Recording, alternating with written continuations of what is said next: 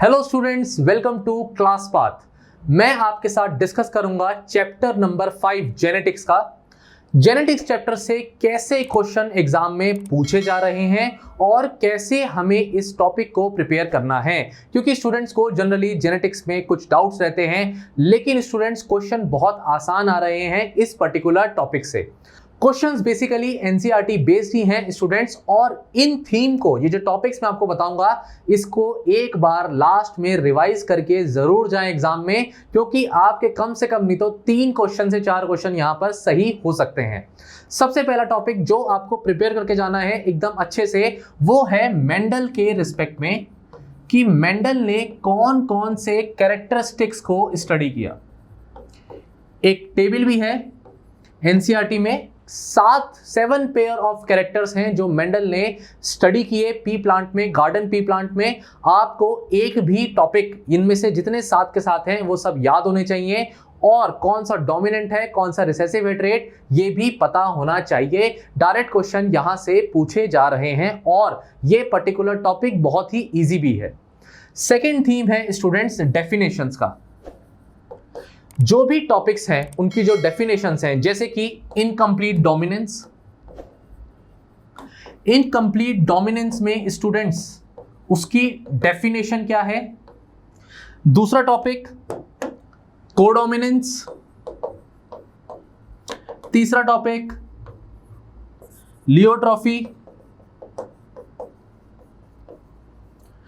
या फिर polygenic inheritance. Students in सभी की डेफिनेशन आपको अच्छे से आनी चाहिए, प्लस इन सब के एग्जांपल्स।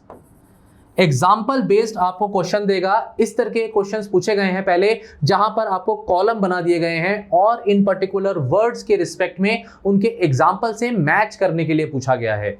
ऐसे क्वेश्चंस बहुत ही इजी हैं, क्योंकि अगर आपको इनके एग्जाम्पल्स याद हैं, इनकी डेफिनेशन याद है, तो बहुत ही स्ट्रेट फॉरवर्ड क्वेश्चन होगा और बिल्कुल फ्री के मार्क्स होंगे। ठीक है ना स्टूडेंट्स। इसके बाद जो नेक्स्ट थीम आता है वो अगला थीम है विद रिस्पेक्ट टू साइंटिस्ट। जो भी साइंटिस्ट आपकी किताब में मेंशन्ड हैं, उनके जो एक्सपेरिमेंट हैं वो आपको समझने हैं, लेकिन किस पर्टिकुलर साइंटिस्ट ने क्या कंट्रीब्यूशन दिया, तो उनका नाम और उनके नाम के रिस्पेक्ट में जो उनका कंट्रीब्यूशन है।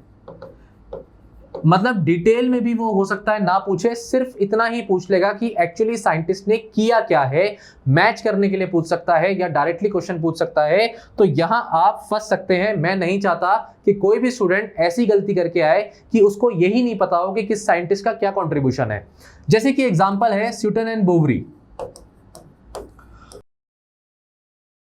तो ये बात आपको पता होनी चाहिए कि स्यूटन एंड बोवरी ने क्रोमोसोमल थ्योरी ऑफ इनहेरिटेंस दिया है। क्रोमोसोमल थ्योरी ऑफ इनहेरिटेंस अब क्या है वो पता होना चाहिए, और किस साइंटिस्ट का कंट्रीब्यूशन है। जैसे कि हैंकिंग ने क्या बताया है। हैंकिंग ने बताया एक्स बॉडी के बारे में, जिसे बाद में जाकर के एक्स क्रोमोसोम बताया गया। Right student. टीएच मॉर्गन ने अपना कंट्रीब्यूशन दिया with respect to understanding linkage. या फिर उनके स्टूडेंट एल्फ्रेड स्टुअर्टमैन, उन्होंने क्या किया, उन्होंने जेनेटिक मैप्स को बनाया, फिजिकल डिस्टेंस बताया, और ये बताया कि कितना यूनिट फिजिकल डिस्टेंस है 2 पर्टिकुलर जीन के बीच में, उसको डिटरमाइन किया जा सकता है फिजिकल डिस्टेंस को। सेंटी मॉर्गन उन्होंने यूनिट दी, और फ्रीक्वेंसी ऑफ रिकॉम्बिनेशन के बेसिस पर उन्होंने अपनी इस थ्योरी को या इस फिजिकल मैपिंग सिस्टम को बनाया था। ये तरीके के क्वेश्चंस हैं जहां पर आपसे साइंटिस्ट का नाम और उसका कंट्रीब्यूशन पूछा जा रहा है।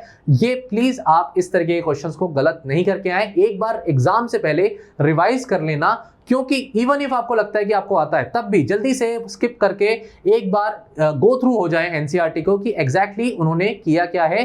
फ्रेजेस जरूर देख लेना एनसीईआरटी के कि क्या एग्जैक्टली वर्डिंग्स हैं जो लिखे हैं एनसीईआरटी में।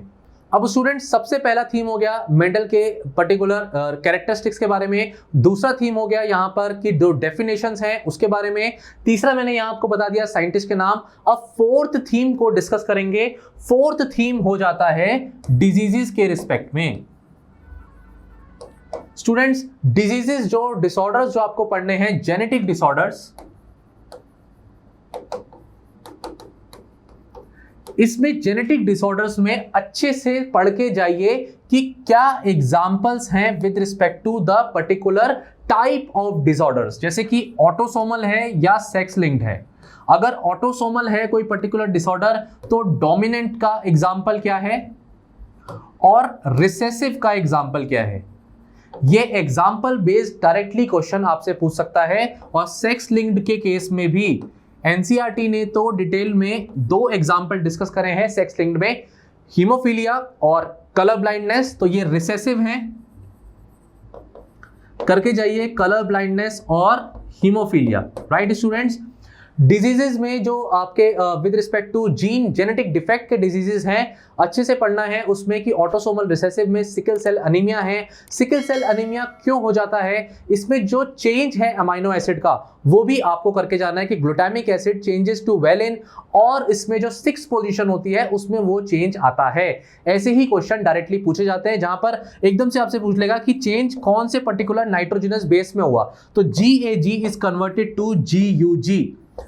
ये याद नहीं आता एग्जाम में और हम कंफ्यूजन में रहते हैं। मैं नहीं चाहता कि आप कंफ्यूजन में रहें, तो एक बार उस डायग्राम को देख लीजिए, एक बार इस पर्टिकुलर तरीके के जो कॉजेज हैं डिजीज के वो देखिए और कौन सी कैटेगरी में फॉल करते हैं ये भी पता होना चाहिए। अब जैसे एक टॉपिक है थैलेसीमिया का, थैलेसीमिया में थैलेसीमिया ए अल्फा या थैलेसीमिया बीटा ये दोनों दे रखे हैं। इनके रिस्पेक्ट में जीन मेंशन है बहुत क्लियरली, जैसे HbA1 या HbA2 ये जीन किसके रिस्पेक्ट में है, अल्फा के रिस्पेक्ट में। वहीं दूसरी जो जीन है HBB जीन ये किसके रिस्पेक्ट में है, ये बीटा के रिस्पेक्ट में है, थैलेसीमिया बीटा। कौन से पर्टिकुलर क्रोमोसोम पर है, ये 16th क्रोमोसोम पर है जीन और ये 11th क्रोमोसोम पर। अब अगर ये एक क्वेश्चन आपका आ जाता है और आप उस क्वेश्चन को सही कराते हैं स्टूडेंट्स, तो वो 4 नंबर बिल्कुल फ्री के हो जाएंगे। इन चीजों को एक बार ग्रो थ्रू कर लीजिए। अगर आपको आता है, आपने अच्छे से पढ़ा है तो नो इश्यूज, लेकिन जो स्टूडेंट्स अभी भी परेशान है कि सर क्या पढ़ना है, 10 दिन बचे हैं एग्जाम में, मैं क्या कर दूं, ऐसा घबराना नहीं है, बिल्कुल टेंशन नहीं लेना। आप इन छोटी छोटी चीजों को एक बार स्किम कर लीजिए एनसीईआरटी से and you will sail through this exam. Last में जो 5th थीम मैं आपके साथ डिस्कस करूंगा स्टूडेंट्स, वो है क्रोमोसोमल डिसऑर्डर्स के बारे में। इसमें जो एग्जाम्पल्स हैं वो एग्जाम्पल एनसीईआरटी के आपको आने चाहिए, जैसे कि डाउन सिंड्रोम। तो डाउन सिंड्रोम में आपको पता होना चाहिए कि ये ट्राइसोमी कौन से पर्टिकुलर क्रोमोसोम के रिस्पेक्ट में है, तो 21st क्रोमोसोम के रिस्पेक्ट में ट्राइसोमी है, एक एग्जांपल। दूसरा एग्जांपल हो जाएगा, ये एक एग्जांपल हो गया, दूसरा एग्जांपल हो जाएगा with respect to Turner syndrome. तो इस सिंड्रोम में क्या हो रहा है कि जो पर्टिकुलर ह्यूमन है उसके अंदर 45 क्रोमोसोम रह जाते हैं, दैट मींस XO कंडीशन आ जाती है। जो फीमेल है उसके अंदर XO कंडीशन आ जाएगी, दैट मींस एक क्रोमोसोम लैक कर जाता है, सेग्रीगेशन प्रॉपर नहीं हो पाता। तो उस फीमेल के अंदर क्या चेंजेस आएंगे, क्या कैरेक्टरिस्टिक चेंजेस आएंगे, उसकी हाइट कम रहेगी, ऐसे फीचर्स को लेकर के वो क्वेश्चन पूछ सकता है, और ओवरीज का डेवलपमेंट प्रॉपर नहीं हो पाएगा। Another example here is 3rd example Klinefelter syndrome. यहां पर इस सिंड्रोम में 47 क्रोमोसोम्स हो जाते हैं, इस एक मेल में XXY कंडीशन हो जाती है स्टूडेंट्स। तो यहां मेल के अंदर जो है फीमेल कैरेक्टरिस्टिक्स भी आ जाएंगी, डेवलपमेंट प्रॉपर नहीं होगा, स्टेराइल मेल होगा, इसका जो पर्टिकुलर मेल के ब्रेस्ट डेवलपमेंट भी हो सकते हैं, गायनेकोमेस्टिया जो कंडीशन है वो पूछी जा सकती है। ऐसे छोटे छोटे क्वेश्चन पूछे जा सकते हैं स्टूडेंट्स। इसके बाद जो एक थीम बचता है, इस पे क्वेश्चन बन सकते हैं, पॉसिबिलिटी है, क्योंकि ये चैप्टर डिस्कस कर रहे हैं तो ये जल्दी से डिस्कस कर लेते हैं। एक पॉइंट ये भी, ये क्वेश्चन बन सकता है सेक्स डिटर्मिनेशन के केस में। सेक्स डिटर्मिनेशन में 3 टाइप्स ऑफ सेक्स डिटर्मिनेशन आपके एनसीईआरटी में है। एक है XXXO टाइप, एक है XXXY टाइप और तीसरा है ZZZW टाइप। स्टूडेंट्स ये पर्टिकुलर जो एग्जांपल है ये आपसे पूछा जाएगा कि ग्रास हॉपर इसका एग्जांपल है।